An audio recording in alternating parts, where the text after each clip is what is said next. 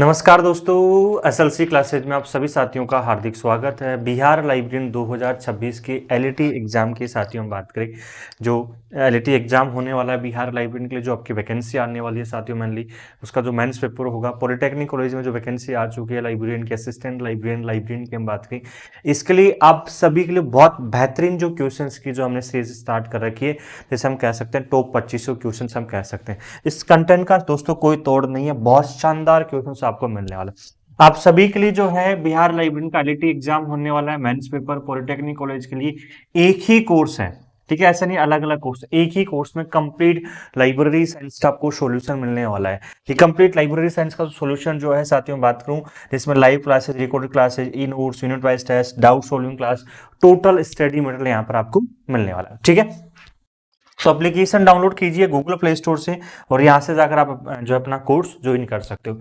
इसके अलावा साथियों बात करूँ जो है क्लास नोट्स एंड बुक्स की बात करूँ, जो 3 बुक हो जाती है, वॉल्यूम फर्स्ट सेकंड थर्ड, ठीक है। ये आपकी वॉल्यूम फर्स्ट हो जाती है, ये वॉल्यूम सेकंड हो जाती है, ये वॉल्यूम थर्ड। ये 3 बुक मिलकर दोस्तों आपका क्या करती है, कंप्लीट सिलेबस तैयार करती है लाइब्रेरी साइंस का।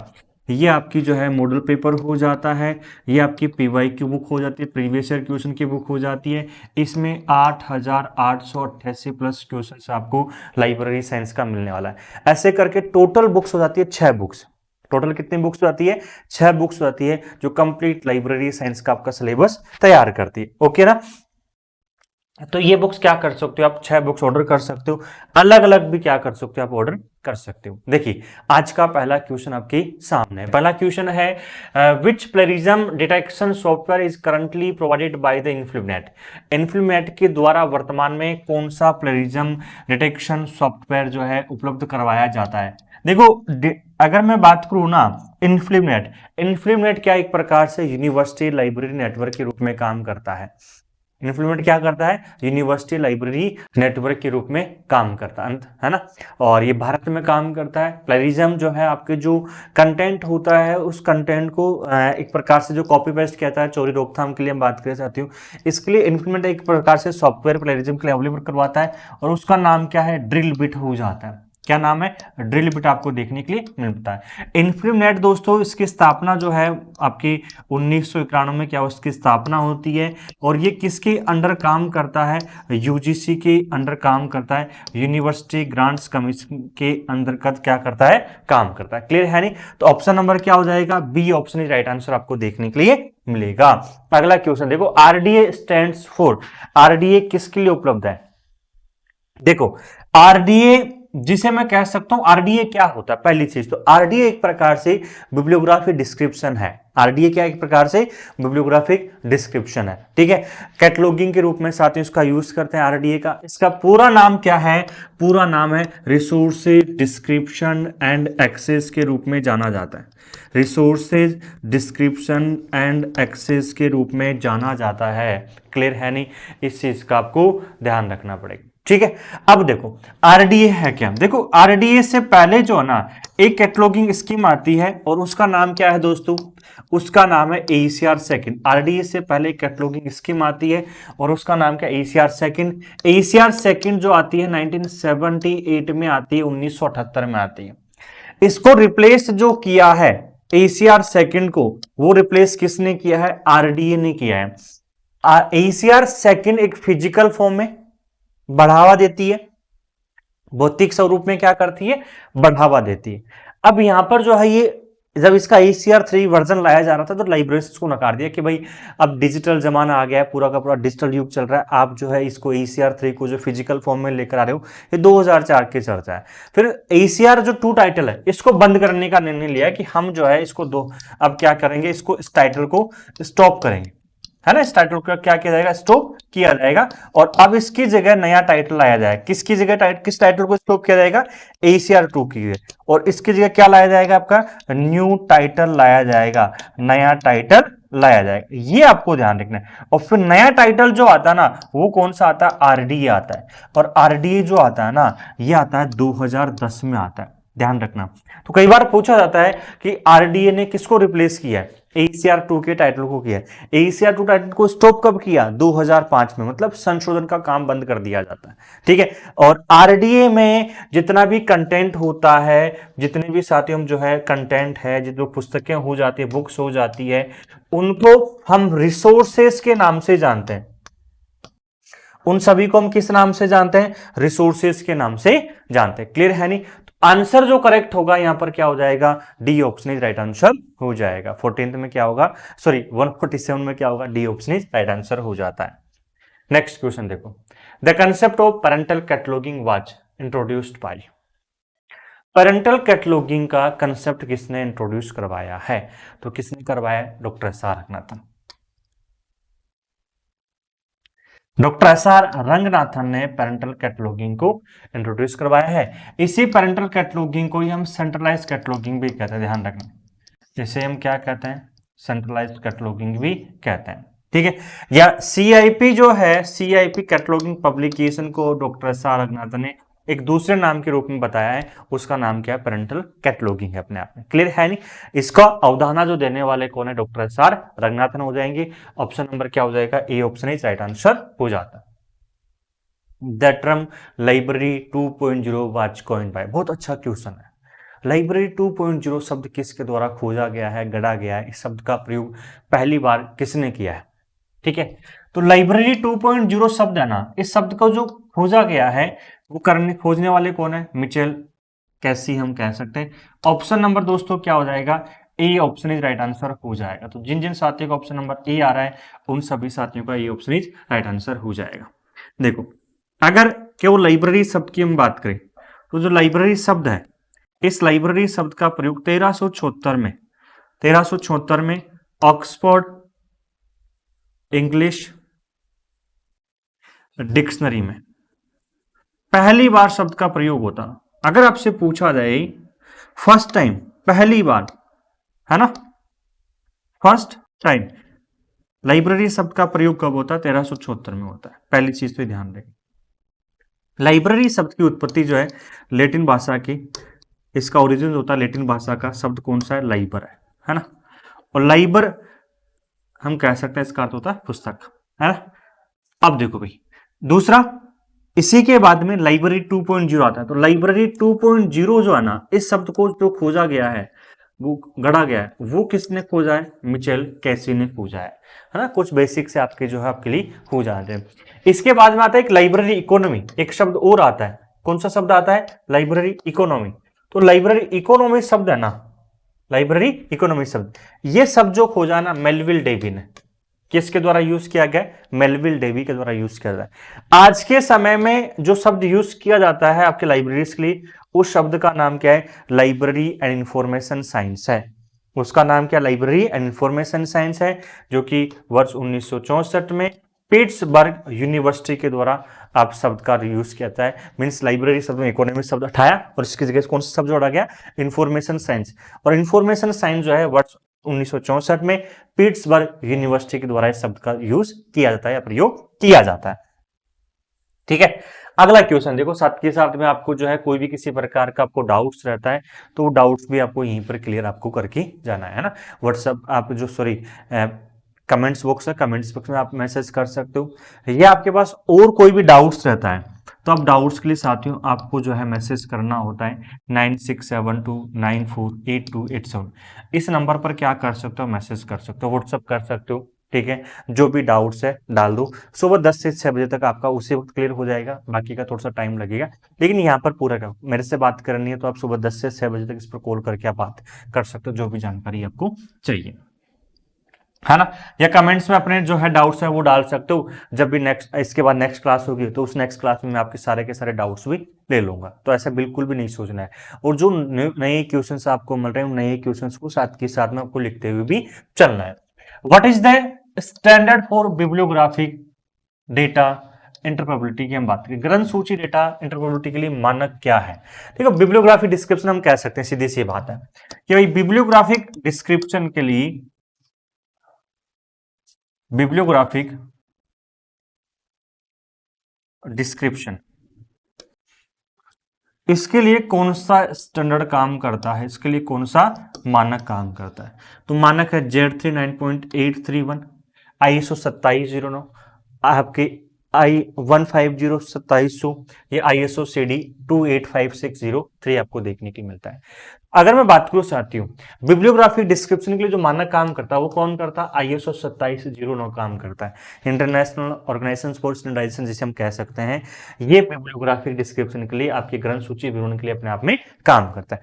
एक और काम करता है दोस्तों, मेनली जो याद पूछा जाता है, Z3 9.50, ये भी जो है आपका बिब्लियोग्राफिक डिस्क्रिप्शन के लिए अपने आप में काम करता है, मानक के रूप में काम करता है। क्लियर है नहीं? तो दो यहां पर सबसे इंपॉर्टेंट है, एक तो ISO 2709 ऑप्शन में है ही, एक Z3 9.50, दोनों जो है बिब्लियोग्राफिक डिस्क्रिप्शन के रूप में काम करते हैं। क्लियर है या नहीं? अगला क्वेश्चन देखो, national virtual library of India is funded by, and national virtual library of India is funded by की हम बात करें साथियों, इसे हम किस नाम से जानते हैं? NVLI के नाम से भी जानते हैं। इसे हम किस नाम से जानते हैं? NVLI। ठीक है, NVLI,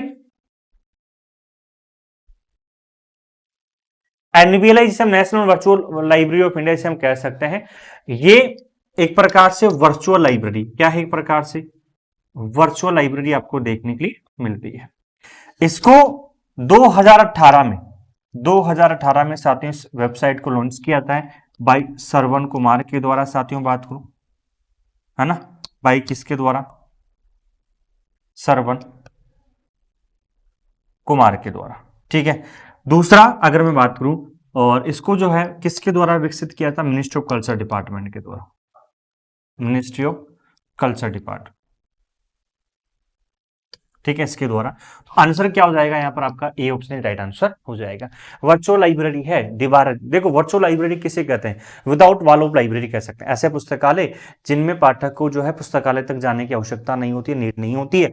पुस्तकालय तक या पाठक जो अपनी कोई भी किसी प्रकार की इंफॉर्मेशन जो वेबसाइट है ऑनलाइन ही अपनी सूचना की प्राप्ति कर सकता है। ठीक है, आपको इंफॉर्मेशन चाहिए तो आप NVLI की वेबसाइट पर जाओगे, यहीं से प्राप्त करोगे, आपको यहां तक लाइब्रेरी की जाने की आवश्यकता नहीं होती है। इसे हम क्या कहते हैं दोस्तों? आपके एक प्रकार से national virtual library of India कहते हैं। क्लियर है या नहीं? ये चीज आपको ध्यान रखना है। ठीक है, और आगे देखो, application of EZ proxy in library is associated with, library में EZ प्रॉक्सी का अनुप्रयोग निम्न में से संबंधित है।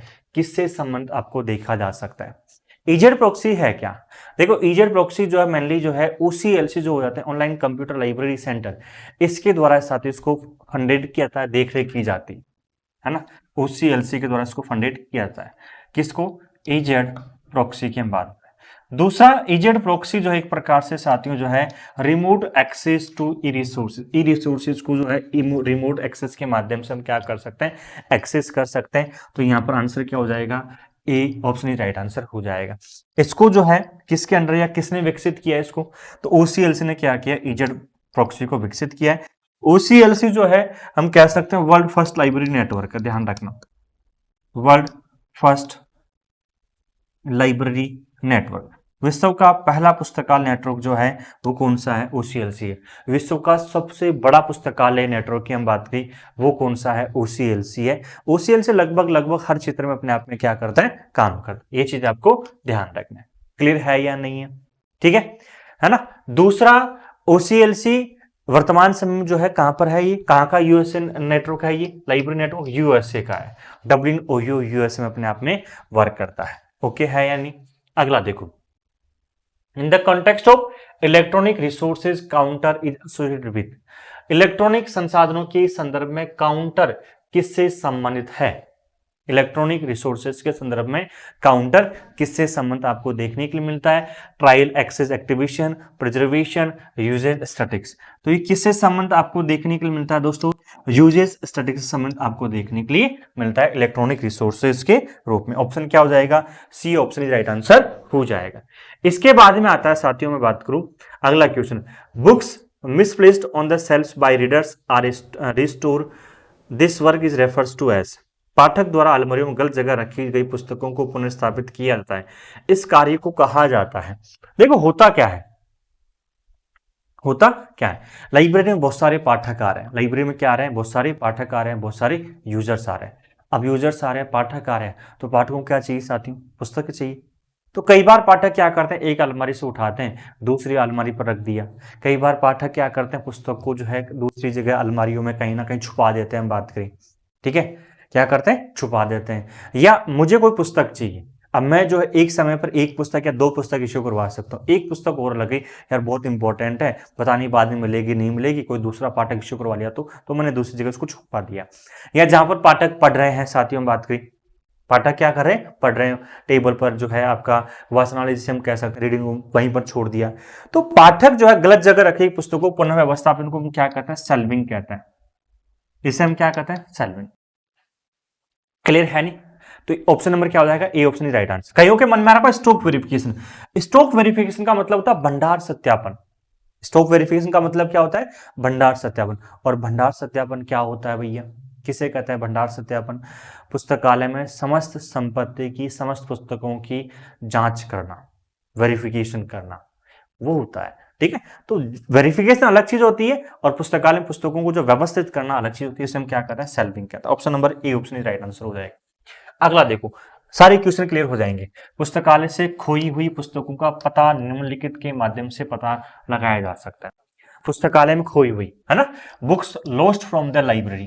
देखिए अगर लाइब्रेरी में जो है ना, आपकी लाइब्रेरी है, सपोज करते हैं आपकी लाइब्रेरी में कितनी बुक्स हैं, 1000, 10,000, लाख, 1 लाख बुक्स अवेलेबल है ना, 1 लाख बुक्स अवेलेबल है। अब आपकी पुस्तकों में कितनी पुस्तकें चोरी हो गई है ना, कितनी पुस्तकें चोरी हो गई है, कितनी पुस्तकें आपकी कट फट गई है, हम बात करें कट फट गई है ना, आपकी, है ना, नष्ट हो गई है, कट फट गई है, हम बात करें। या कई पुस्तकें अव्यवस्थापन हो जाती है, उसे हम अपसेल्विंग कहते हैं। या कितने बुक्स अभी वर्तमान में टोटल बुक्स अवेलेबल है, अगर हम बात ये भी चर्चा करें, तो ये किसके माध्यम से पता कर सकते हैं, पुस्तकालय में कितनी पुस्तकें हैं, कितनी पुस्तकें चोरी हो गई है, कितनी कट फट गई है, कैसे पता करेंगे। तो हम क्या करते हैं लाइब्रेरी में दोस्तों, स्टॉक वेरिफिकेशन करते हैं, भंडार सत्यापन। भंडार सत्यापन की अलग अलग विधियां होती है, उनके माध्यम से हम क्या करेंगे, स्टॉक वेरिफिकेशन करते हैं। तो फिर यहां पर भंडार सत्यापन इज राइट आंसर हो जाएगा। खोई पुस्तकें हो जाती है, कट फट गई कितनी पुस्तकें हो गई है, कुल कितनी पुस्तकें लाइब्रेरी में बची है, ठीक है, सारी जांच परख करना भंडार सत्यापन में आता है, ठीक है। ऑप्शन नंबर क्या हो जाएगा, A option he right answer आपका हो जाएगा। देखिए आप सभी के लिए दोस्तों बहुत बेहतरीन जो बुक्स हो जाती है, ये 3 बुक कंप्लीट आपका सिलेबस तैयार करती है, हैंड रिटन नोट्स, फर्स्ट और सेकंड, ये थर्ड, ये कंप्लीट क्या हैंड रिटन नोट्स है, हस्तलिखित नोट्स है, तीनों बुक मिलकर कंप्लीट सिलेबस तैयार करती है। बिहार लाइब्रेरी का, पॉलिटेक्निक कॉलेज का, एलईटी का आपका एग्जाम होता है, मेंस पेपर का, तीनों में, ठीक है, मतलब कंप्लीट सॉल्यूशन हो जाता है। ये 35 मॉडल पेपर हो जाते हैं, है ना, ये पीवाईक्यू बुक हो जाती है साथियों। और ये जो है ना, अगर मैं बात करूं, ये आपकी बूस्टर बुक हो जाती है, 8,888 प्लस क्वेश्चंस आपको देखने के लिए मिलता है। ओके है या नहीं, ऐसे कुल जो है मिलाकर कितने बुक्स हो जाती है, 6 बुक्स आपको देखने को मिलती है। ये 6 बुक्स मिलकर आपका कंप्लीट सिलेबस तैयार करती है। ये 6 बुक मिलकर आप बिहार लाइब्रेरी का, एलईटी एग्जाम, पॉलिटेक्निक कॉलेज, इनसे आराम से निकाल सकते हो। बहुत नए पैटर्न पर साथियों को तैयार किया गया, ऐसा नहीं एग्जाम पैटर्न पर हम कह सकते हैं, ऐसा नहीं बहुत पुरानी बुक्स है, बिल्कुल लेटेस्ट पैटर्न पर बुक्स है। एप्लीकेशन से इन बुक्स को ऑर्डर कर सकते हो आप। Outdated and seldom used books are withdraw from the libraries otherwise known as, पुरानी और शायद ही कभी इस्तेमाल की जाने वाली। देखो पुरानी और शायद ही कभी इस्तेमाल की गई पुस्तकों को पुस्तकालय से वापस ले लिया जाता है, जिसे अन्यथा कहा जाता है।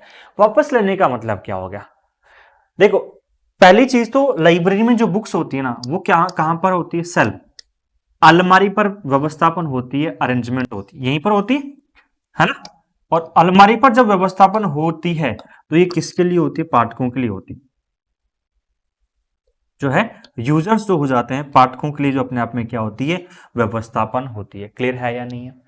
Outdated and seldom used books are withdrawn from the library is otherwise known as, है ना।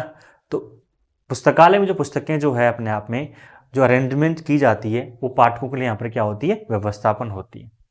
अब पुस्तकें जो है, कई जो बुक्स रखी गई है, ऐसा तो है नहीं कि सारी की सारी बुक्स ही अपने आप में क्या होती है, यूज होती नहीं होती। कई बुक्स यूज होती है, बहुत ज्यादा यूज होती है, कोई कम होती है।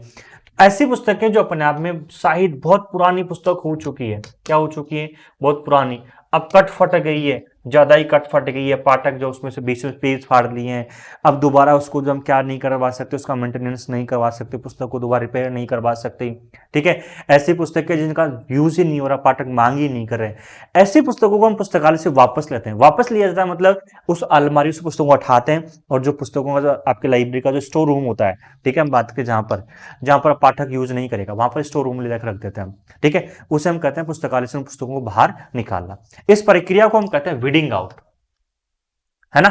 इस प्रक्रिया को हम क्या कहते हैं, वीडिंग आउट, या तो हम किसी को कहते हैं वीड आउट, पुस्तकों की छटनी करना, या वीडिंग आउट कहते हैं। तो आपसे पूछा जाए पुस्तकों को छटनी करने का मतलब, छटनी करने का क्या होता है, आपका वीडिंग आउट होता है।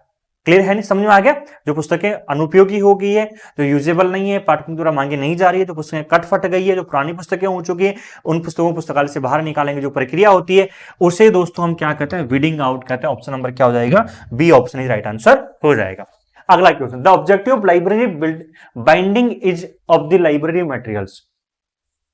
देखो, बाइंडिंग, लाइब्रेरी बाइंडिंग, बाइंडिंग हम कह सकते हैं यहां पर आपकी, इसका ऑब्जेक्टिव क्या है। लाइब्रेरी बाइंडिंग का मतलब क्या होता है, बाइंडिंग किसके करवाते हैं, जिल्दबंदी, और बाइंडिंग करवाते हैं पुस्तकों की, जो पुस्तकें कट फट गई है, जिनका कवर फट गया है, साथियों हम बात करें, है ना। बाइंडिंग का मतलब क्या हो जाता है, जो पुस्तकें कट फट गई है ना, जिनका कवर फट गया है, अब दोबारा हम रिपेयर करवा सकते हैं, जिल्दबंदी करवा दी, बाइंडिंग करवा दी, तो वापस पाठकों के लिए क्या हो जाएगी, यूजेबल हो जाएगी। तो इस प्रक्रिया को हम जो है बनाएंगे, तो ये अपने आप में क्या करती है, ड्यूरेबिलिटी बढ़ाती है, स्थायित्व। जो पुस्तक है दोबारा यूज हो जाएगी, दोबारा आसानी से काम में ले सकते हैं। हम जो स्कूल टाइम पर क्या करते, पुस्तकों को गत्ता होता लगाते आराम से, पुस्तक के जो चारों तरफ हम बात करें पेपर से या जो भी है, आज भी करते हैं जो है बहुत बार, कि भाई पुस्तक आराम से क्या हो जाए, ड्यूरेबिलिटी बढ़ जाए, उसका स्थायित्व बढ़ जाए। तो वापस जो है पुस्तक का उपयोग बढ़ाने के लिए, पाठक के लिए हम बात की, इसलिए हम क्या करवाते हैं, बाइंडिंग करवाते हैं। तो ऑप्शन क्या हो जाएगा, सी ऑप्शन ही राइट आंसर हो जाएगा। तो ये लाइब्रेरी बाइंडिंग का अर्थ है ना, तो ये चीजें आपको ध्यान रखना है। इससे पुस्तकालय जिल्दबंदी भी कह सकते हैं। पुस्तकालय जिल्दबंदी ध्यान रखना, ये किसके लिए करवाई जाती है, बुक्स के लिए करवाई जाती है, पाठकों के यूजेबल के लिए हम बात करें। अगला क्वेश्चन है, एस्टिन्को स्टैंड्स फॉर, एस्टिन्को का मतलब क्या है। एस्टिन्को का मतलब क्या है साथियों, बात करूं, एस्टिन्को का मतलब है regional network for the exchange of information and experience in science and technology in Asia and the Pacific की हम बात करें, ठीक है। तो एस्टिन्को जो है रीजनल नेटवर्क है एक प्रकार से, exchange of information and experience in science and technology, और कहां पर काम करता है, एशिया पैसिफिक में काम करता है, अपने आप में काम करता है, एशिया पैसिफिक में अपने आप में काम करता है। क्लियर है या नहीं, देखो भाई,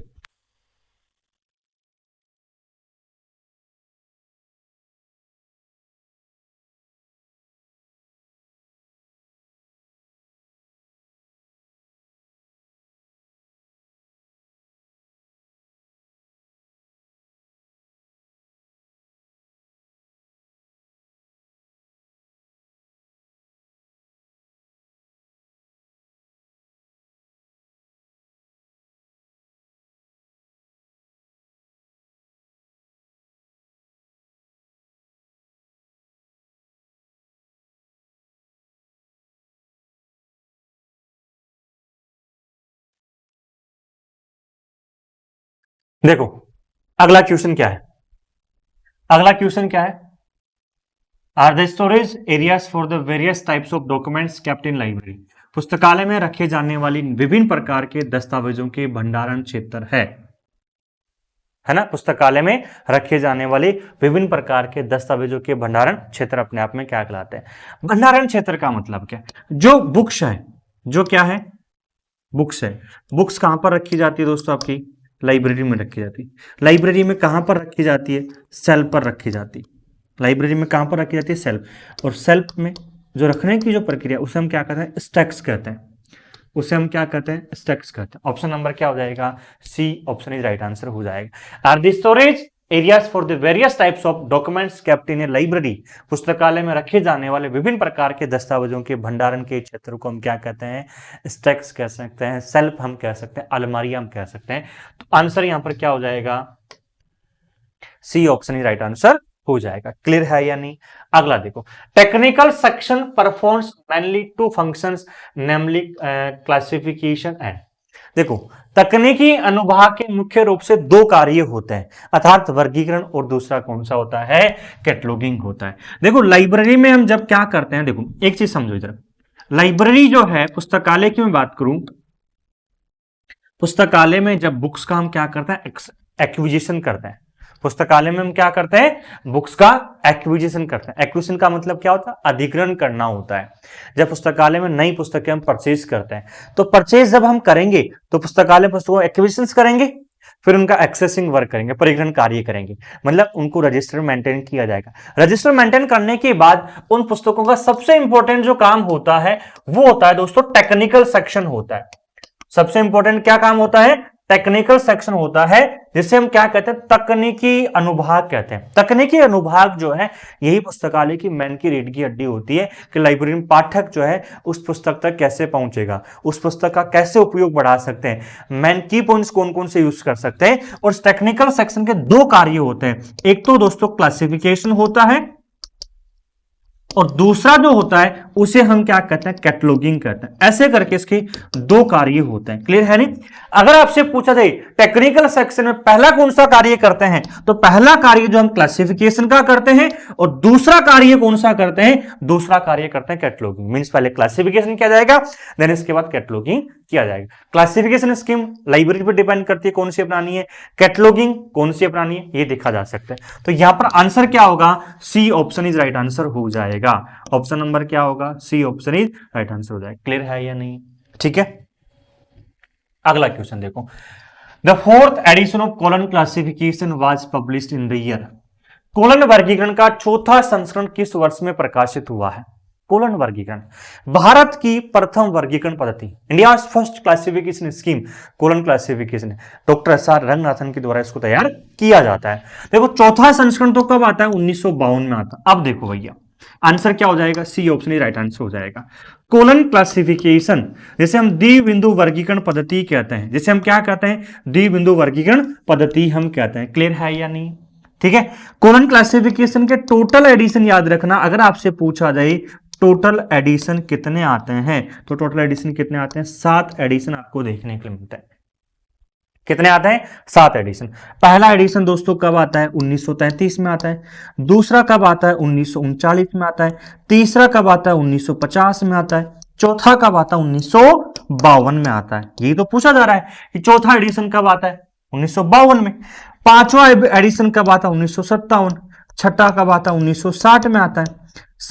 अब इसके बाद में सातवां कब आता है, 1987 में आता है। क्लियर है नहीं? ये जो 6th एडिशन है यही सिलेबस में पढ़ते हैं हम, जो अभी सिलेबस में पढ़ेंगे हम सारा का सारा पढ़ते हैं। 6th एडिशन का 6th रिवाइज्ड एडिशन पढ़ते हैं। 6th रिवाइज्ड एडिशन हम क्या करते हैं, पढ़ते हैं। ओके है। छठा पुनः मुद्रित संस्करण हम पढ़ते हैं। क्लियर है यानी इस चीज का आपको ध्यान रखना है। छठा पुनः मुद्रित संस्करण 1963 में आता है। ठीक है, फिर इसके बाद में इसमें अमेंडमेंट्स होते हैं, संशोधन होते हैं, और संशोधन जो होते हैं ना वो 2 बार होते हैं। 1964 में होता है और दूसरी बार कब होता है, 1969 में आपको देखने के लिए मिलता है। 2 बार आपको अमेंडमेंट संशोधन देखने के लिए मिल जाते हैं, 1933, 1939, 1950, 1952, 1957, 1960, 1970। 7 एडिशन हो गए। 6th रिवाइज्ड छठा पुनर्मुद्रित 1963, अमेंडमेंट्स 2 बार 1964 और 1969 में। ठीक है, क्लियर है नहीं? आंसर क्या हो जाएगा, C option is right answer हो जाएगा। देखो अगला क्वेश्चन क्या है, नेक्स्ट क्वेश्चन देखो भैया। पुस्तकालय अध्यक्ष का प्राथमिक कार्य संग्रह का अधिकतम उपयोग सुनिश्चित करना है। डॉक्टर रंगनाथन के नियम का उपयोग करने के लिए पुस्तकालय के संसाधनों को व्यवस्थित और उपयोगी तरीके से प्रदर्शित किया जाना चाहिए।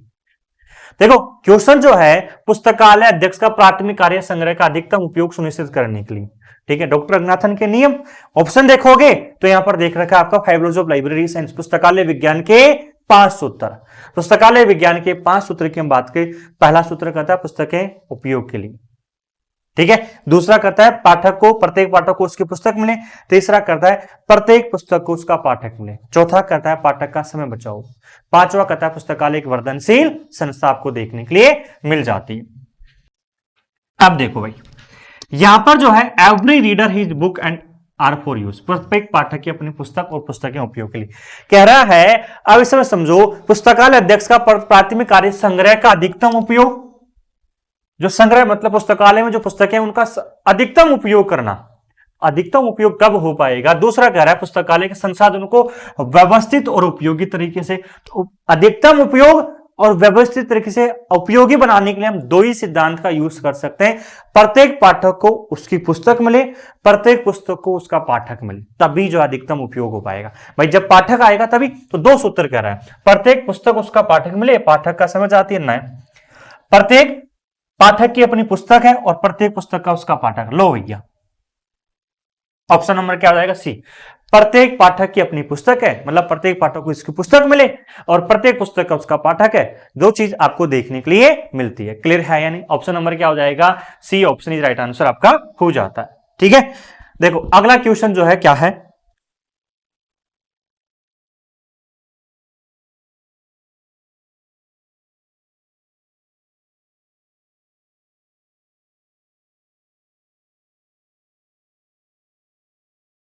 देखो डीडीसी के दूसरे संस्करण पहली बार किसे पेश किया गया, मतलब डीडीसी का दूसरा संस्करण किस वर्ष में आता है? डीडीसी का दूसरा संस्करण आता है दोस्तों 1885 में आता है। ऑप्शन नंबर क्या हो जाएगा? ए ऑप्शन राइट आंसर हो जाएगा। World first classification scheme, DDC क्या है? देखो डीडीसी जिसे हम कह सकते हैं साथियों विश्व की पहली वर्गीकरण पद्धति है। वर्ल्ड फर्स्ट क्लासिफिकेशन स्कीम में एक सही तरीके से व्यवस्थापन की गई है इसमें, पहली चीज तो आपको ये ध्यान रखना। क्लियर है या नहीं? दूसरा, ये 1876 में 1876 में इसका फर्स्ट एडिशन आता है, ये पहला संस्करण है। दूसरा आता है 1885 में आता है। दूसरा कब आता है? 1885 में आपको देखने के लिए मिलता है। ये फर्स्ट एडिशन जो है, ये वर्ल्ड फर्स्ट क्लासिफिकेशन स्कीम जो तैयार की गई है, ये किसके द्वारा तैयार की गई दोस्तों? आपकी मेलविल डेवी के द्वारा तैयार की गई। किसके द्वारा तैयार की गई? मेलविल डेवी के द्वारा तैयार की। क्लियर है या नहीं? आंसर क्या हो जाएगा? A option is right answer आपको देखने के लिए मिलेगा। डीडीसी के टोटल एडिशन आपसे पूछा जाए, डीडीसी के क्या पूछे आपसे? टोटल एडिशन आपसे पूछा जाए, कुल संस्करण की संख्या की बात की जाए तो टोटल एडिशन कितने आ चुके हैं इसके? 23 संस्करण आपको देखने के लिए मिलता है। कितने संस्करण आ चुके हैं? 23 संस्करण आपके इसके आ चुके हैं। क्लियर है या नहीं? और 23वां संस्करण पूछे 2011 में आपको देखने के लिए मिलता है। ठीक है, डीडीसी डेवी डेसिमल क्लासिफिकेशन जिसका पहला संस्करण 1876 में आता है, 23वां संस्करण 2011 में आता है। विश्व की प्रथम वर्गीकरण पद्धति है, विश्व में सबसे अधिक प्रयोग की जाने वाली वर्गीकरण पद्धति यही है। ठीक है, किस प्रकार के लाइब्रेरीज में सबसे ज्यादा इसका यूज किया जाता है? जो स्मॉल लाइब्रेरीज है, छोटे पुस्तकालय और मीडियम लाइब्रेरीज में सर्वाधिक प्रयोग किया जाता है। बड़े पुस्तकालयों में प्रयोग करते हैं, लेकिन सर्वाधिक पूछे तो सर्वाधिक स्मॉल और मीडियम दो लाइब्रेरीज में क्या करते हैं? इसका प्रयोग करते हैं। क्लियर है नहीं? ठीक है, तो कंसेप्ट क्लियर। देखो मेरा जो पढ़ाने का जो है ना आपको तरीका जो है ना, एक क्वेश्चन से किस किस टाइप से और क्वेश्चंस बनते हैं वो सारा सोर्स समेट के यही है। नंबर ऑफ क्वेश्चंस करवाना नहीं है, नंबर ऑफ क्वेश्चंस मैंने बता दिए कि भैया इस सीरीज में 2500 क्वेश्चंस करवाने वाला हूं। अब 2500 से मान के चलो 4 गुना और कर लेना, 2500 से कम 4 गुना कर लेना, मतलब 10,000 क्वेश्चन इस सीरीज में करवा दूंगा आपको। क्योंकि एक क्वेश्चन और किस किस प्रकार से बन सकते हैं वो सारे यहां पर करवाने वाला हूं। ठीक है, तो ये चीज आप ध्यान रखो। मोटा मोटा साथियों जो है आपको जो है नौकरी लेनी है, सिलेक्शन लेना है, जो माँ बापू का सपना है उस सपने को पूरा करना है तो पढ़ना पड़ेगा। ठीक है, अगर आप एप्लीकेशन पर कोर्स ज्वाइन कर रखा है, ठीक है, तो आपकी क्लासेस हो जाती है, नोट्स हो जाते हैं, पीडीएफ हो जाती है, टेस्ट सीरीज हो जाती है, पीवाई के क्वेश्चंस पेपर हो जाते हैं, यूनिट वाइज हो जाते हैं, एग्जाम पैटर्न हो जाते हैं, उनसे क्वेश्चंस लगभग 90% पढ़ जाएगा। और 90% अगर आप पढ़कर जाओगे एग्जाम में तो कोई भी आपका सिलेक्शन रोकने वाला नहीं है, सीधी सी बात है। ठीक है, देखो एक अच्छे संकेतन की विशेषताओं, संकेतन का मतलब नोटेशन, अंकन, ठीक है, अपने सारांश में निम्नलिखित को शामिल किया है। संकेतन को बोलना, पढ़ना और लिखना, टाइप करना आसान होना चाहिए, इजी होना चाहिए। स्टेटमेंट किट का है, डॉक्टर एस आर रंगनाथन का है। ठीक है, शेयर्स का है, शेयर्स को हम कहते हैं WCB शेयर्स का है ना, और मिल्स का है या बिलिस का है। ये स्टेटमेंट है शेयर्स का है। ये स्टेटमेंट किसका है? शेयर्स का, WCB शेयर्स का है कि भैया एक विशेषताओं के अपने सारांश में निम्नलिखित को शामिल किया था। मतलब कोई भी किसी प्रकार की वर्गीकरण पद्धति आप तैयार कर रहे हो तो उसमें विशेषताओं में निम्नलिखित शामिल किया जाएगा। एक अच्छा संकेत, एक अच्छा नोटेशन के लिए संकेतन का बोलना, ठीक है, जो नोटेशन है, जो अंकन यूज करे बोलने में अच्छा होना चाहिए, पढ़ने में इजी होना चाहिए, लिखने में आसान होना चाहिए, टाइप करने में आसान होना चाहिए, तभी तो अपने आप में एक वर्गीकरण पद्धति का हम सही तरीके से उपयोग बढ़ा पाएंगे। ये स्टेटमेंट किसका? डब्ल्यूसीबी शेयर्स का है। डब्ल्यूसीबी शेयर जिसे पुस्तकालयों का व्याकरणाचार्य कहते हैं, लिख लो, पुस्तकालयों का व्याकरणाचार्य कौन है? डब्ल्यूसीबी शेयर्स है। ठीक है, इन्होंने डब्ल्यूसीबी शेयर्स ने एक शब्द का यूज और करते हैं, कैनन शब्द का, तो कैनन शब्द का प्रयोग करता भी कौन है? डब्ल्यूसीबी शेयर्स है। कहां से संबंध रखते हैं? यूके से संबंध रखते हैं। ठीक है, इनका एक फेमस क्वेश्चन आता है कि बताइए निम्नलिखित में से कौन सा जो है जो हम कहते हैं वर्गाचार्य नहीं है, अपने आप में वर्गाचार्य।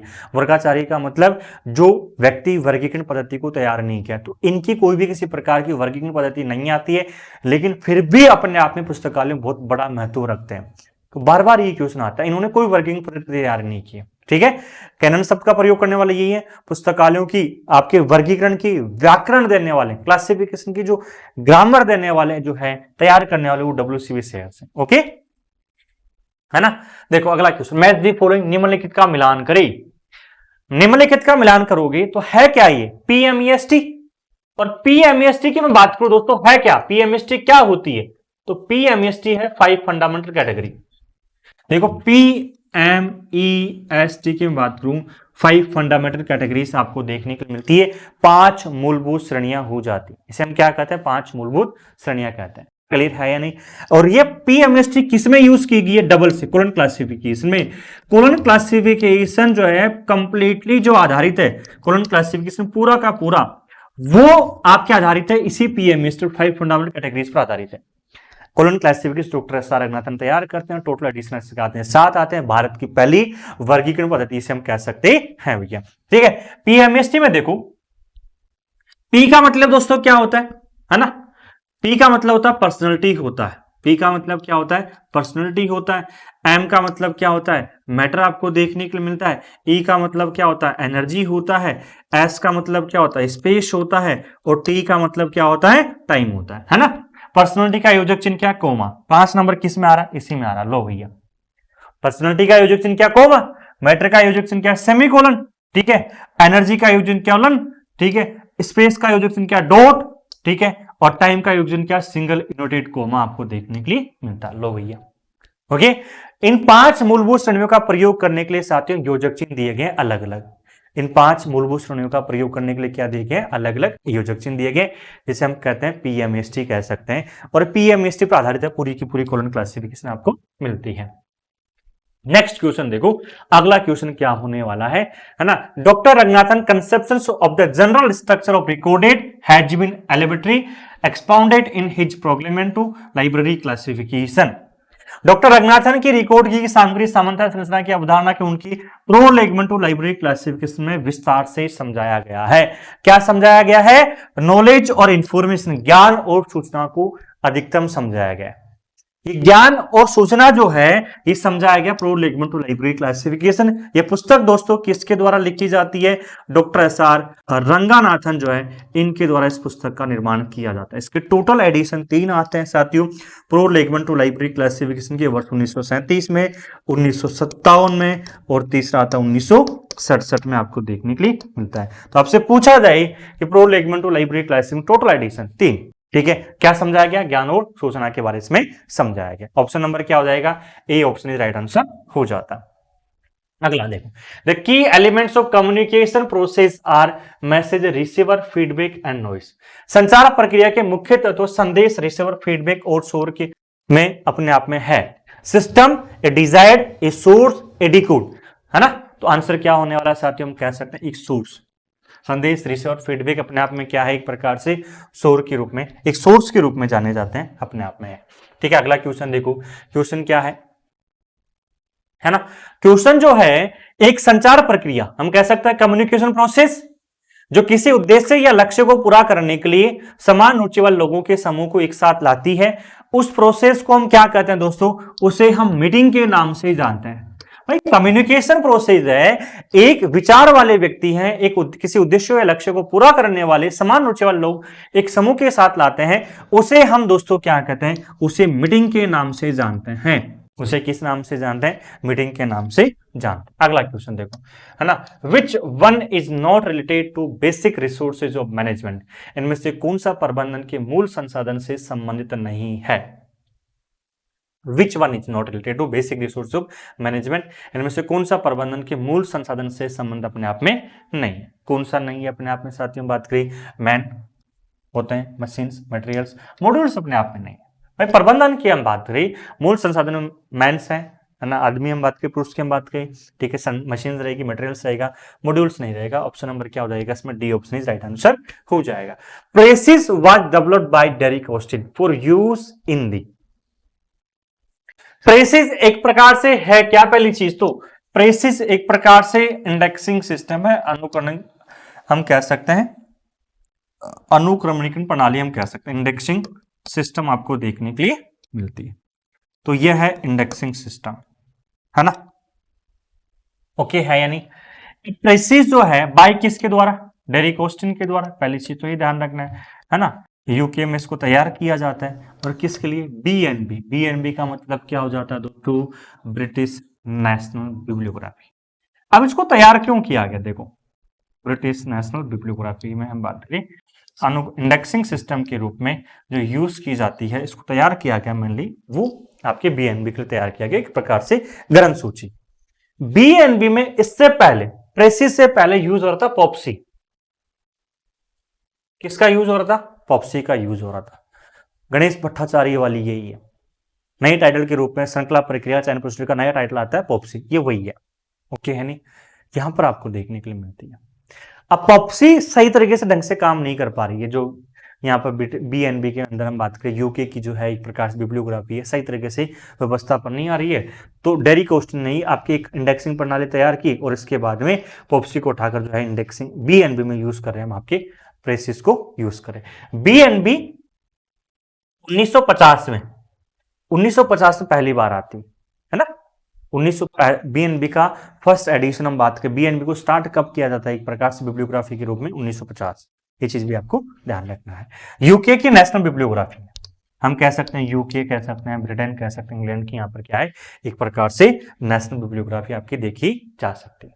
आप सभी के लिए दोस्तों बहुत बेहतरीन जो बुक्स हो जाती है, ठीक है। अगर आप ऑब्जेक्टिव बुक में देखने जा रहे हो तो ऑब्जेक्टिव बुक में दो बुक आपके लिए बहुत शानदार होने वाले। एक तो PYQ book, PYQ book unit wise है, ये भी यूनिट वाइज आपको देखने के लिए मिलती है, ठीक है। दोनों में फर्क क्या है? पीवाईक्यू बुक में आज तक जितने पेपर हो चुके हैं सारे के सारे साथियों प्रीवियस ईयर क्वेश्चंस मिलने वाले हैं, लेकिन पेपर ऐसे कैसे नहीं दिए उठा के आपको दिए, सारे के सारे जो है एक प्रकार से यूनिट वाइज आपको होती है। दूसरी सबसे बड़ी है, ये बुक आपके एड्रेस पर आ जाएगी, और इसके जो क्वेश्चंस है वो टेस्ट के रूप में आपको ऑनलाइन एप्लीकेशन मिलने वाले हैं। तो एप्लीकेशन से आप ऑर्डर करते हो तो वहां पर एक टेस्ट भी आपको मिलेंगे, आपको जिसकी 1 ईयर वैलिडिटी रहेगी।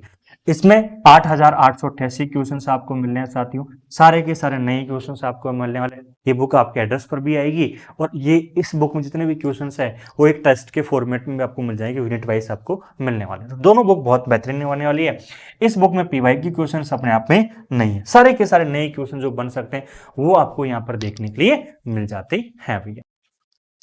देखो अगला क्वेश्चन क्या करने वाला है, अगला क्वेश्चन है sheets before and after the text of a book are called. किसी पुस्तक के पाठ के पहले और बाद की सीटों को क्या कहते हैं? उसे हम कहते हैं एंड पेपर्स कहते हैं, अंतिम पृष्ठ कहते हैं। उसे हम क्या कहते हैं? एंड पेपर्स हम कहते हैं, अंतिम पृष्ठ के रूप में जानते हैं। क्लियर है नहीं? A option is right answer आपका हो जाएगा, ठीक है। अगला क्वेश्चन देखो, next question, leather being used as one of the binding materials is the strongest leather. चमड़े का उपयोग एक बांधने वाली सामग्री रूप में किया जाता है, अर्थात ये सबसे मजबूत चमड़ा कौन सा होता है? रॉन, हम कह सकते हैं इमिटेशन, पिग स्किन, या सीप स्किन, भेड़ की खाल हम कह सकते हैं। 172 नंबर में आपका है। तो देखो चमड़े में अगर मैं बात को सबसे मजबूत जो माना जा रहा है, ये सबसे मजबूत जो माना जा रहा है एज ए लाइब्रेरी में, लाइब्रेरी में किसमें? यहां पर library leather as used and the binding, है ना, लाइब्रेरी में बाइंडिंग के लिए, पुस्तकालय में पुस्तकों की जिल्द बाइंडिंग के लिए, है ना। तो ये ध्यान रखना। अगर हम बात करें नॉर्मली बात करें सामान्य तौर पर तो वो अलग चीज है, है ना, उसमें फिर सुअर का चमड़ा भी आता है, फिर उसके बाद अलग अलग आपको और वो देखने के लिए मिल जाते हैं। लेकिन पुस्तकालय पुस्तकों की जिल्द बंदी करने के लिए तो सबसे बेस्ट चमड़ा माना जाता है जो है वो भेड़ का चमड़ा माना जाता है, ये ध्यान रखना, है ना। तो सामान्य अलग चीज है, लाइब्रेरी में पुस्तकों की जल्दबंदी करने के लिए सबसे बेस्ट चमड़ा कौन सा माना जाएगा, भेड़ का चमड़ा माना जाता है। ऑप्शन नंबर क्या हो जाएगा, D option is right answer हो जाएगा। Prescribe certain standards for library binding, है ना, लाइब्रेरी बाइंडिंग के लिए कुछ मानक निर्धारित किए गए, वो मानक निर्धारित किसने किए हैं, वो निर्धारित किया साथियों ALN, ठीक है। ALN है जो पुस्तकों की जिल्दबंदी होती है, इसके लिए अपने आप में एक प्रकार से स्टैंडर्ड भी अपने आप में तैयार करते हैं। ALA का पूरा नाम है अमेरिकन लाइब्रेरी एसोसिएशन, विश्व का प्रथम पुस्तकालय संघ है। इसकी स्थापना 1876 में होती है। कहाँ का पुस्तकालय संघ है, USA का है। इसने पुस्तकों की जिल्दबंदी के लिए अपने आप में क्या किए, मानक अपने आप में तैयार किए। अगला क्वेश्चन देखो, है ना, एक संगठन में कर्मचारी को निरंतर आधार पर नए कौशल और क्षमता हासिल करने में मदद करने वाली एक प्रक्रिया होती है, उसे दोस्तों हम क्या कहते हैं, टोटल क्वालिटी मैनेजमेंट कहते हैं, TQM के नाम से जानते हैं। ऑप्शन नंबर क्या हो जाएगा, A option is right answer हो जाएगा। अगला क्वेश्चन देखिए, संगठनात्मक कार्य को कारगर बनाने के लिए साधनों और संरचनात्मक तत्वों को कुशल तरीका का क्या कहलाता है, उसे हम क्या कहते हैं। तो इस प्रक्रिया को दोस्तों हम क्या कहते हैं, एक स्ट्रेटेजिक प्लानिंग के रूप में जानते हैं। संगठनात्मक कार्य को कारगर बनाने के लिए, साधनों और संरचनात्मक तत्वों को हम कुशल तरीके से उपयोग करने के लिए, उस प्रक्रिया को हम क्या कहते हैं, स्ट्रेटेजिक प्लानिंग हम कहते हैं। ऑप्शन नंबर दोस्तों क्या हो जाएगा, A option is right answer हो जाएगा, ठीक है। तो अब सभी के लिए जो है ये सीरीज की हम बात के साथ इसमें टोटल जो क्वेश्चंस करने वाले हैं वो हम 2500 क्वेश्चंस करने वाले हैं। कितने करने वाले हैं सीरीज में, 2500 क्वेश्चंस करने वाले हैं, ठीक है। और बहुत शानदार साथियों क्वेश्चंस मैं आपको करवाऊंगा, बहुत शानदार तरीके से करवाने वाला हूं, बहुत बेहतरीन तरीके से। देखो, नंबर ऑफ क्वेश्चंस नहीं करना है, क्वेश्चंस का मतलब कि एक क्लास में 100 क्वेश्चन करवा दिया, 200 करवा दिया, 300 करवा दिया, सर खत्म करो, तो फिर बुक्स है, एक दिन उसको लो और आराम से नंबर ऑफ क्वेश्चंस कर लो, आंसर टिक लगाना है तो नहीं। हम क्वेश्चंस को जो है क्या करेंगे, डिस्क्राइब करते हुए चलेंगे, पूरा एक एक क्वेश्चंस किस किस प्रकार से क्वेश्चन बन सकते हैं, वो सारा का सारा मैं आपको एक साथ करवाने वाला हूँ, ठीक है। तो इस सीरीज को हम यहीं पर एंड करते हैं, नेक्स्ट सीरीज में मिलते हैं, नेक्स्ट क्लास में मिलते हैं। अभी तक दोस्तों आपने एप्लीकेशन डाउनलोड नहीं किया है तो एप्लीकेशन डाउनलोड कीजिए SLC क्लासेस का गूगल प्ले स्टोर से, और यहाँ से जाकर आप बिहार लाइब्रेरी का जो कोर्स है वो ज्वाइन कर सकते हो, अपनी बुक्स जो हो जाती है वो ऑर्डर कर सकते हो आप, ठीक है। तो आज के सेशन को हम यहीं पर समाप्त करते हैं, मिलेंगे अगले सेशन में, तब तक के लिए सभी को जय हिंद जय भारत।